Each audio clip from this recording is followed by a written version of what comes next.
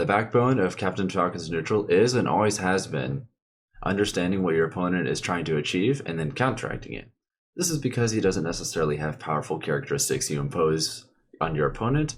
It's more specifically about understanding that, getting around it, which you use your speed and very strong punish game in not only facilitating this interaction, but making it worthwhile in the end.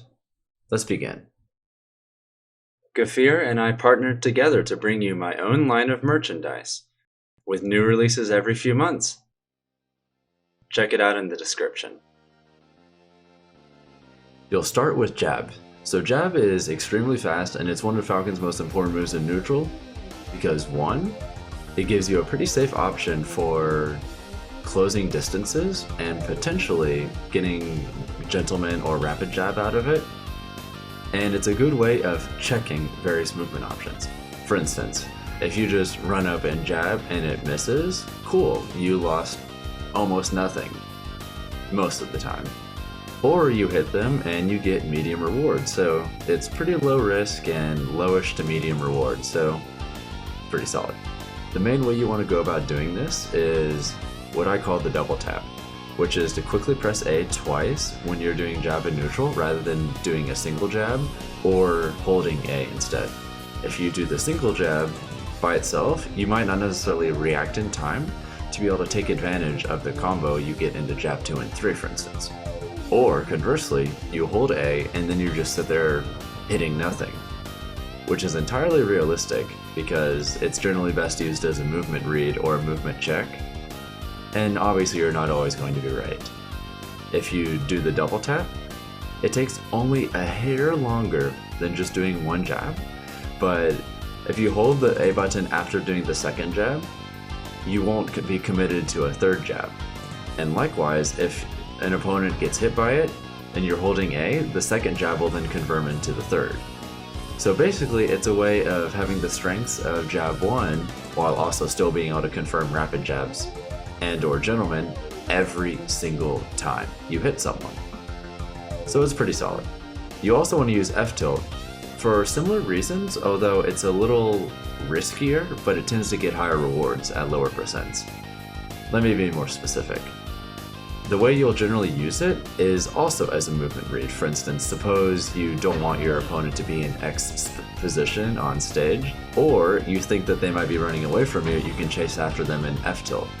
At lower percents when you hit them, it can force tech chases, which is great because then you can convert that into more damage.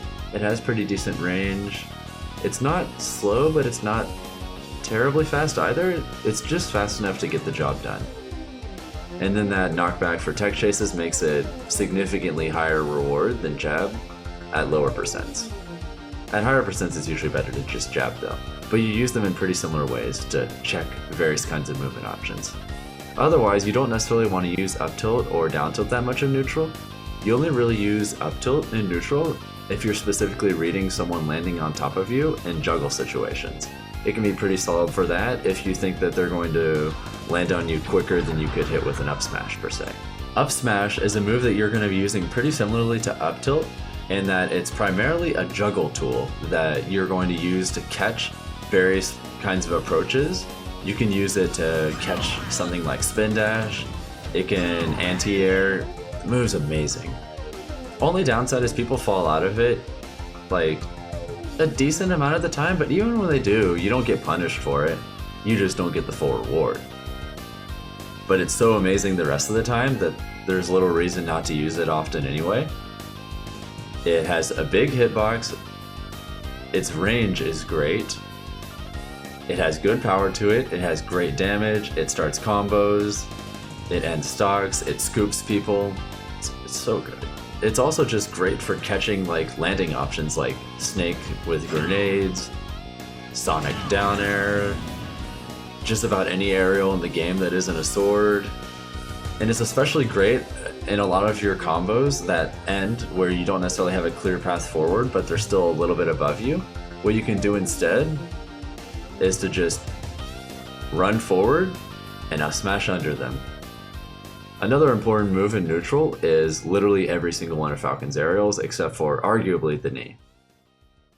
The way you're going to use these moves is Nair is traditionally a move that you either use as 1, just landing with Nair 1, which will confirm into other combos.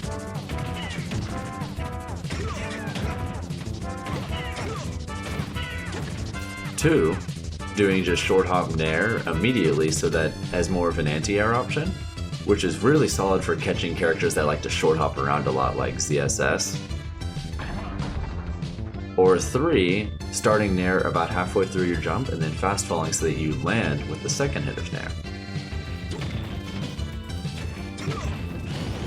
You use Nair 1 as your option when you're specifically reading standing options and or them moving in towards you so that you can get a punish off of them running in, a spot dodge, a roll in, or perhaps a short range grounded option such as their jabs.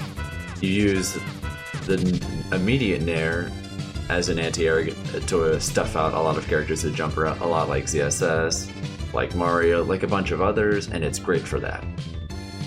You use the other one, which is pressing A halfway through, primarily against projectile characters and or characters that you kind of have a hard time catching, as it's a good way of just covering a lot of options at once, and while you get less reward than you do for Nair 1, it's also a lot safer, and it's generally your best way of just raw approaching with the move. This is what you use when you're approaching, versus having a specific option you're calling out. It's your go-to the same way that Roy coming in with Nair, or Link coming in with Nair, or a lot of other characters with Nair. You get the idea. The way you want to use back air most of the time in neutral is going to be for stuffing various aerials in advance, and especially a lot of approaches when you're not confident in specific spacing. For instance, if someone is continuing to run at you and you want to keep them away, doing short hop back airs while landing with the move is a good way of keeping them out. It's very safe, has pretty solid reward, and at low percents it can even confirm into Raptor Boost. In addition to that, various characters, if you're running away and using frequent back air, there are certain characters you can just wall out with it. If, for instance, you feel like you should be camping, then it's an option. Falcon's not necessarily the best at it, but at least he has means of doing so should the situation require it. Up air, you're not really going to use in neutral, just being completely honest here. The reason for it is compared to Smash 4, where the move had a much lower hitbox, this one doesn't really. You're really only going to be using it as like an alternative to Nair 1 against taller characters. Specifically at higher percents where it's easier for them to DI in a larger variety of directions off Nair 1, you'll use up air instead on those characters because there's a lot less variance in where they can potentially go off of it, so it's a lot easier to get those sweet knees or down airs off of their DI reads because there are that many less options they can potentially DI in. The way that you're going to use down air in neutral is traditionally for stuffing various kinds of grounded options, kind of similarly to the way you use Nair 1 actually, except obviously it's directly below you instead of in front of you, so it has various benefits associated with it. It's especially good against a lot of characters with lower hitboxes and or characters that will frequently run at you, like Fox, like Greninja, like a bunch of others, as you can just short hop over a lot of their moves and then just immediately get meaty, damaging punishes off of it. Good example is a very dash attack happy Greninja, Pikachu and or Pichu quick attacking around everywhere, Snake dash attack, the list goes on. There's a lot of moves you can stuff out with it. It's also good for reading spot dodges as it can confirm into grabs, it can confirm into up air, to forward smash, into back air, knee. It's a great move, and you should absolutely be using it. It's also decently safe on shield, although that's not really its best usage. Nair and back air are also pretty safe on shield. The main thing you want to remember with the knee in neutral is that it's actually a decent form of shield pressure, but only specifically if you use the timing odd. The reason for this is a lot of times people will react to the shield stun of your other moves, where if they're poorly spaced, they'll be able to get pretty reliable punishes and they won't if you're spacing it well. If you use knee as an occasional mix-up for your shield pressure, what'll happen is the immense shield stun on the move will disorient them enough to where they mess up their punishes despite it being on paper less safe than those moves.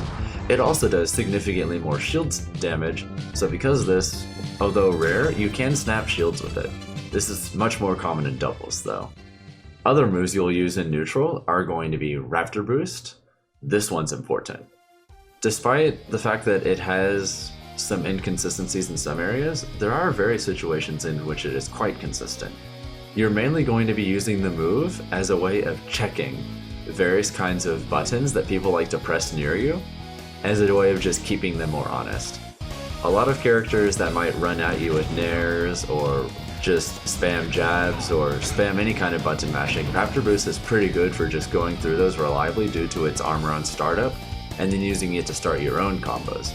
It is a move that's fairly high risk, but medium to high reward, and while on paper that might not sound that great, the sheer quantity of options it can beat out makes it still worth using. It's not as great for calling out movement, I don't really recommend that because of its inconsistencies, but using it to call out specific buttons on a lot of characters is actually pretty reliable, and I definitely recommend it. Raptor Boost is also a fairly solid approach option against bigger bodied characters, as a lot of the inconsistencies that can arise as a consequence of characters slipping in and out of your range unexpectedly tend to be alleviated by big bodies, to say the least. So because of that, using it as a movement call out against characters like Bowser, K. Rool, etc. tends to be fairly reliable, and yields pretty solid reward on top of that. You can also use Falcon Kick in neutral, although it's usually not that great due to the fact that it clanks with a lot of projectiles and is fairly unsafe with only lowish to medium reward. But it's actually pretty solid as a tech chase option, and it's also pretty good as a way of stuffing out people coming at you with buttons if you're going to land with it off stage by the time the move finishes.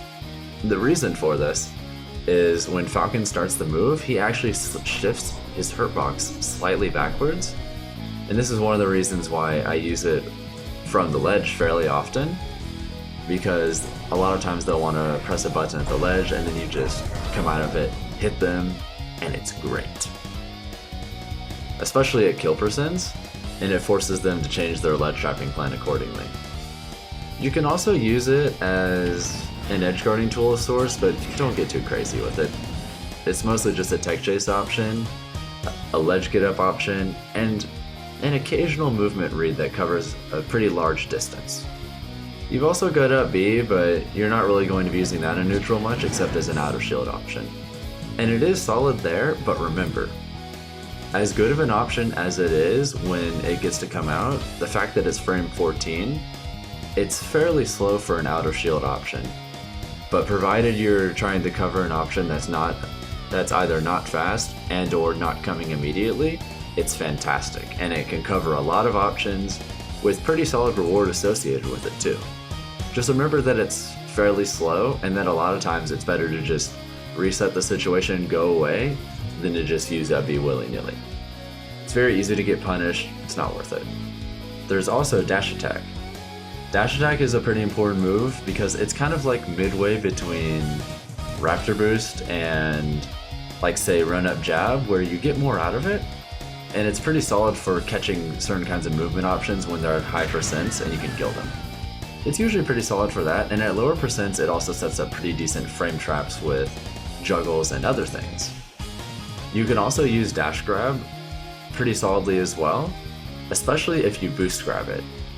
Check out a link in the description below if you're curious on boost grabs, but basically it's a way of making your dash grab go just a little bit further, which is worthwhile.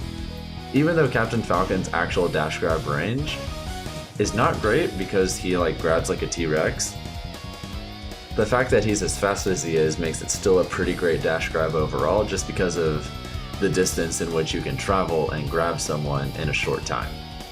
So because of that, it's great for starting combos, it's great for whiff punishing, and I definitely recommend you use it pretty liberally.